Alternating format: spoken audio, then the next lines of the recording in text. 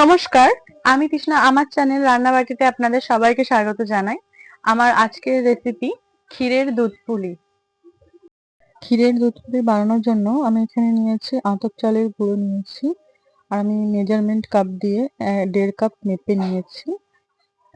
আর এর সাথে নিয়েছি খোয়া ক্ষীর। এখানে 100 গ্রাম খোয়া ক্ষীর নিয়েছি, আমি গ্রেট করে নিয়েছি খোয়া ক্ষীরটাকে। এলাচ গুঁড়ো, গুঁড়ো নারকেল, আমি ডেসিকেটেড কোকোনাট ইউজ করেছি, চিনি গুঁড়ো, আর নিয়েছি কিশমিশ কুচি। আর এখানে আমন্ড আর কাজু আমি কুচি করে নিয়েছি রাফলি। আমল দুধের গুঁড়ো নিয়েছি, আর নিয়েছি এখানে পাটালি গুড়। আমি একটা কড়াই বসিয়ে দিয়েছি। কড়াইয়ে আমি মেজারমেন্ট কাপ মেপেই 1.5 কাপ জল দিয়ে দিচ্ছি। 1.5 কাপ চালের গুঁড়োর জন্য 1.5 কাপ জল। আর আপনাদের কাছে যদি মেজারমেন্ট কাপ না থাকে, বাড়ির যে কোনো নর্মাল চা খাওয়ার কাপ বা বাটি দিয়েও মেপে নিতে পারেন, মাপটা একদম সমান যাতে হয়।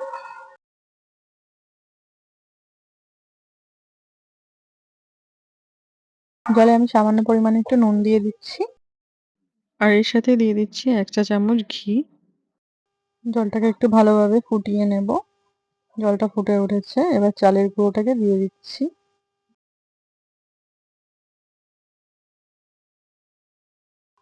চালের গুঁড়োটাকে দিয়ে খুব ভালো করে মিশিয়ে নিচ্ছি। আর এই সময় ফ্লেমটা একদম লোতে রাখতে হবে, নাহলে আপনারা ফ্লেমটা অফও করে দিতে পারেন। আমি ফ্লেমটা অফ করে খুব ভালো করে মিশিয়ে নিচ্ছি।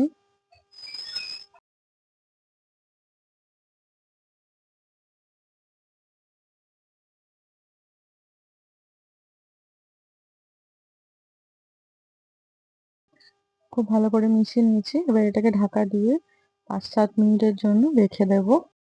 আমি এদিকে একটা প্যান বসিয়ে দিয়েছি, প্যানে আমি খোয়া ক্ষীরটাকে দিয়ে দিচ্ছি। খোয়া ক্ষীরটাকে দিয়ে খুব ভালো করে নাড়াচাড়া করে ক্ষীরটাকে আমি একটু গলিয়ে নেব। ক্ষীরটাকে আমি খুব ভালো করে মিশিয়ে নিচ্ছি। এর মধ্যে এখন আর কিচ্ছু দেব না, জাস্ট ক্ষীরটাকে একটু মেল্ট করে নেব।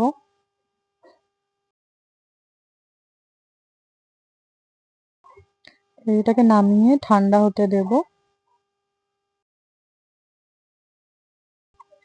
এদিকে আমি দুধটা বসিয়ে দিয়েছি। আমি এখানে 1 লিটার দুধ নিয়েছি। দুধটা একটু ঘন করে নেব। এদিকে 5-7 মিনিট হয়ে গেছে। চালের গুঁড়োটা ভালোভাবে মিশিয়ে নিচ্ছি। হালকা গরম থাকতে থাকতে মেশাতে হবে। হালকা গরম আছে, আমি ওই জন্য এখন স্প্যাচুলা ইউজ করছি। হালকা গরম থাকতে থাকতে স্প্যাচুলাটা দিয়ে আমি মেখে নিচ্ছি।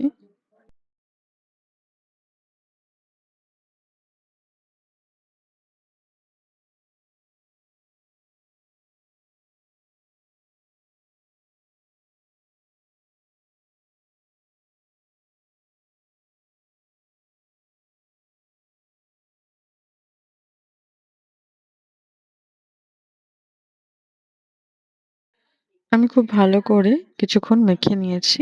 এবার একটা প্লেটের মধ্যে আমি নামিয়ে নিচ্ছি।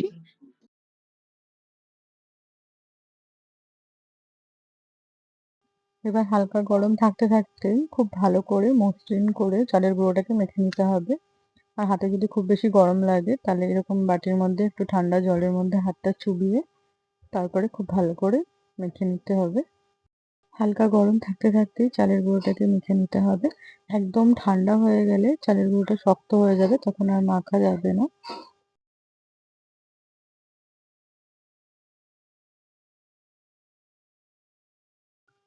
আমি খুব ভালো করে 5 মিনিট মতন চালের গুঁড়োটাকে মেখে নিয়েছি। হাতে একটু লেগে লেগে যাচ্ছে। হাতে সামান্য পরিমাণে একটু ঘি দিয়ে আবারও চালের গুঁড়োটাকে খুব মসৃণ করে ভালোভাবে মেখে নিতে হবে।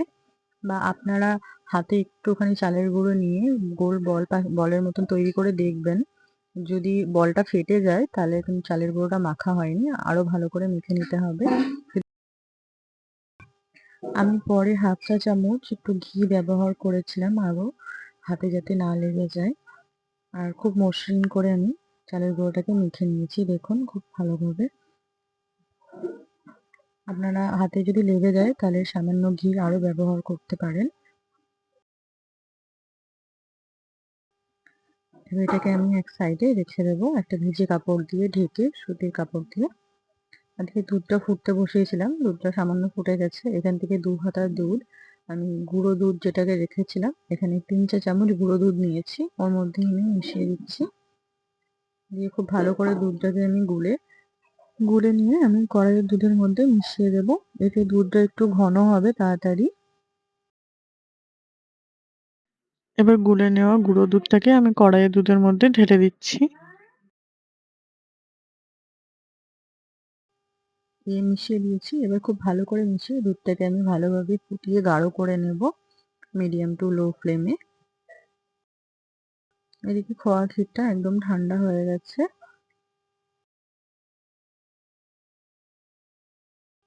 এবার এর মধ্যে আমি 2 চামচ গুঁড়ো চিনি মিশিয়ে দিচ্ছি। এটা আমি মিক্সারে চিনিটাকে খালি গুঁড়ো করে নিয়েছি।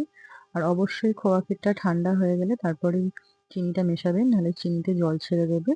আর এখানে নিয়েছি আমি 3 চামচ ডেসিকেটেড কোকোনাট।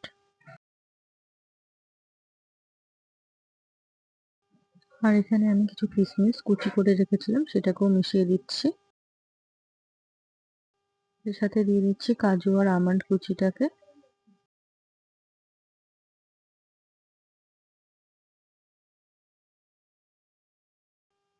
সামান্য পরিমাণে একটু এলাচ গুঁড়ো দিয়ে দিচ্ছি।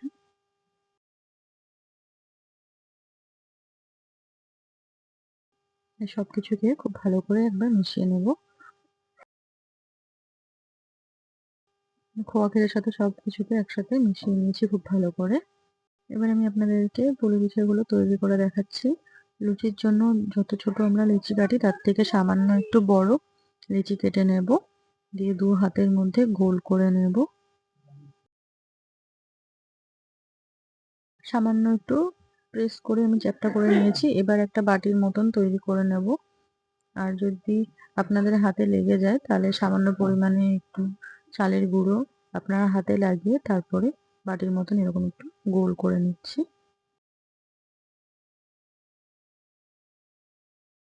গোল করে নিয়ে আমি এখানে 1 থেকে 1.5 চামচ মতো ক্ষীরের পুরটাকে দিয়ে দিচ্ছি মাঝখানে।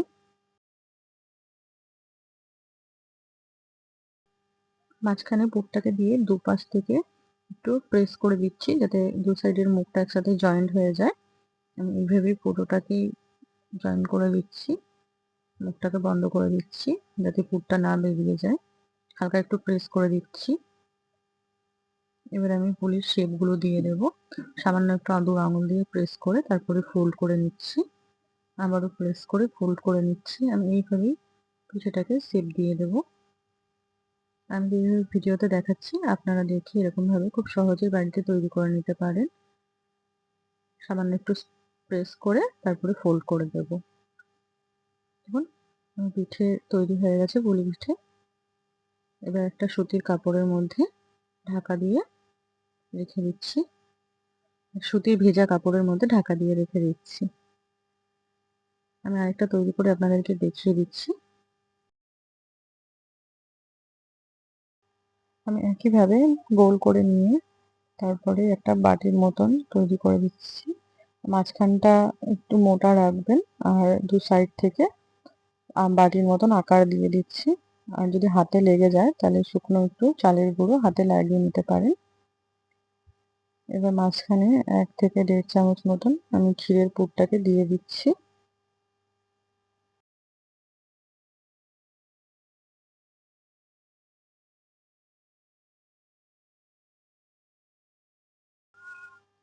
আমি দু সাইড থেকে জয়েন করে দিচ্ছি পুরটাকে দিয়ে মাঝখানে একটা হাত দিয়ে চিপে চিপে মানে আঙুল দিয়ে চিপে আমি জয়েন করে দিচ্ছি যাতে দুধে দেওয়ার সময় মুখটা যাতে খুলে না যায়।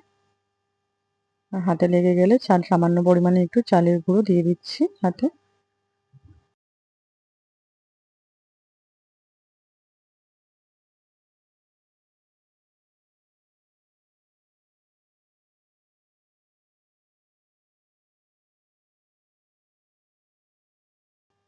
সামান্য পরিমাণে একটু চালের গুঁড়ো আঙুলে লাগিয়ে আবারও সামান্য করে একটু দু হাত দিয়ে প্রেস করে ফোল্ড করে নিচ্ছি। এইভাবে শেপ দিয়ে দিচ্ছি আমি, প্রেস করে আবার ফোল্ড করে নিচ্ছি।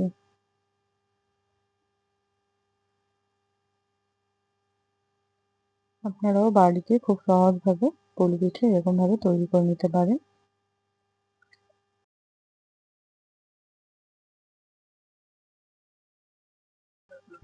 আমি এইভাবে সমস্ত পিঠেগুলোকে তৈরি করে নিচ্ছি।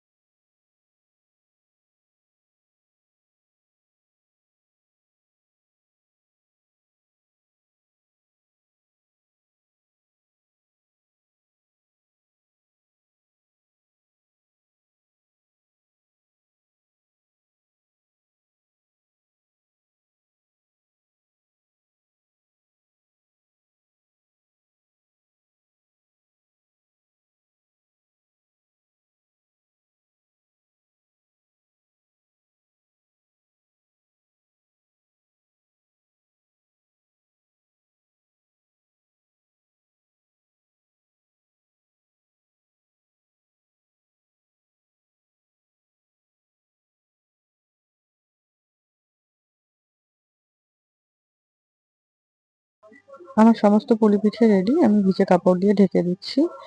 এদিকে দুধটা অনেকটা কমে গেছে। এবার পাটালি গুড় নিয়েছি আমি। গুড়টাকে ভেঙে নিয়েছি। আমি দিয়ে দিচ্ছি গুড়টাকে। আর মিষ্টিটা আপনারা আপনাদের স্বাদ মতন বাড়িয়ে বা কমিয়ে নিতে পারেন। এবার গুড়টা গলে যাওয়া পর্যন্ত দুধটার সাথে একটু ফুটিয়ে নেব। আর এর সাথে সামান্য পরিমাণে একটু ক্ষীরের পুরটা বেঁচে ছিল, সেটাকে আমি দুধের মধ্যে দিয়ে দিচ্ছি। আর এটা অপশনাল, আপনারা না চাইলে নাও ব্যবহার করতে পারেন, কিন্তু দিলে আরো স্বাদটা বেড়ে যায়। গুড়টা একদম গলে গেছে। এবার তৈরি করে রাখা পুলি পিঠেগুলোকে আমি একটা একটা করে দিয়ে দিচ্ছি দুধের মধ্যে।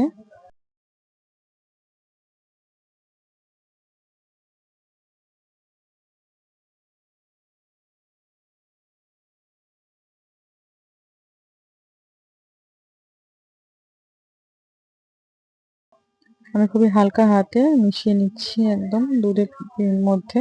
পিঠেগুলো একদমই নরম আছে। এবার ফুটিয়ে নেব 5-10 মিনিটের জন্য। ভালোভাবে ফুটিয়ে নিয়েছি। এবার ঠান্ডা হতে দেবো। ফ্লেমটা অফ করে রেখে দিয়েছি। আমার ক্ষীরের দুধ পুলি একদম রেডি। আপনারাও বাড়িতে এটা খুবই সহজভাবে তৈরি করে নিতে পারেন। আর আমার এই আজকের রান্নার ভিডিওটা যদি আপনাদের ভালো লেগে থাকে, তাহলে অবশ্যই আমার চ্যানেলটিকে লাইক এবং সাবস্ক্রাইব করে আমার পাশে থাকবেন। আর দেখুন কতটা নরম হয়েছে পিঠেগুলো কতটা সফট হয়েছে আমি আপনাদেরকে কেটে দেখিয়েছি। আর দেখা হচ্ছে আবার কোনো নতুন রেসিপির সাথে। আজকের মতন এইখানেই। ভালো থাকবেন, সুস্থ থাকবেন।